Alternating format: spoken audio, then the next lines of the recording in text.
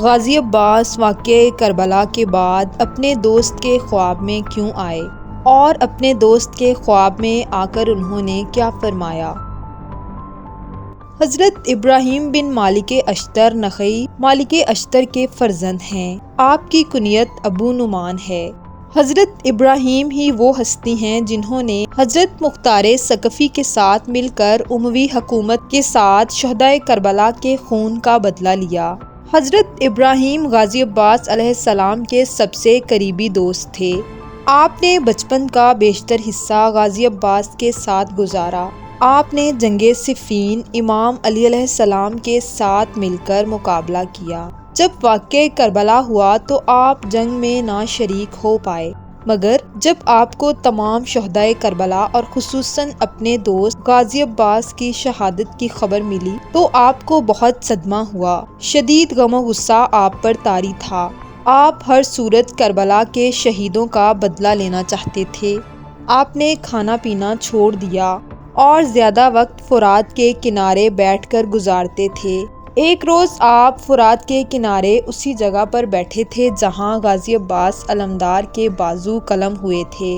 آپ شدید بخار میں مبتلا تھے۔ حضرت ابراہیم بن مالک اشتر بخار اور صدمے سے کانپ رہے تھے کہ آپ کو ایک گھوڑے کی آواز سنائی دی۔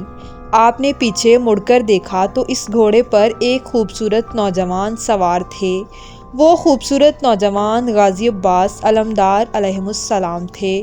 غازی عباس نے فرمایا، آپ یہاں کیوں بیٹھے ہو؟ حضرت ابراہیم بن مالک اشتر نے فرمایا، عباس یہ میں ہوں، میں ابراہیم۔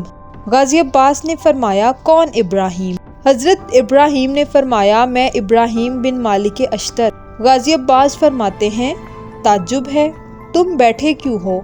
اٹھو ابراہیم اٹھو، آقا حسین تمہارے منتظر ہیں۔ حضرت ابراہیم غمگین حالت میں فرماتے ہیں، عباس یہ مجھ سے نہیں ہوگا، میں زمین میں دسا ہوا ہوں، گرفتار ہو گیا ہوں۔ غازی عباس فرماتے ہیں، یہ مناسب نہیں کہ تم مالک اشتر کے بیٹے ہو کر قافلہ کربلا تک نہ پہنچو۔ اٹھو ابراہیم اٹھو اور اپنے ہاتھ مجھے دو۔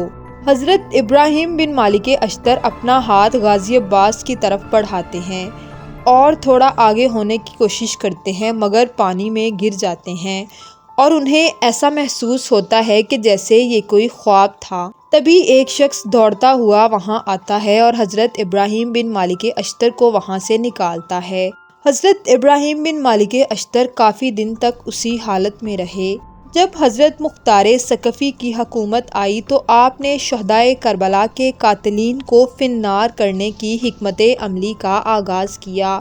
بس حضرت ابراہیم بن مالک اشتر نے شہدائے کربلا کے بہت سے دشمنوں اور قاتلوں کو واصل جہنم کیا۔ عبید اللہ ابن زیاد، حسین بن نمیر اور شرجیل بن ذی الکلام جیسے ظالم حضرت ابراہیم بن مالک اشتر کی تلوار کا شکار بنے۔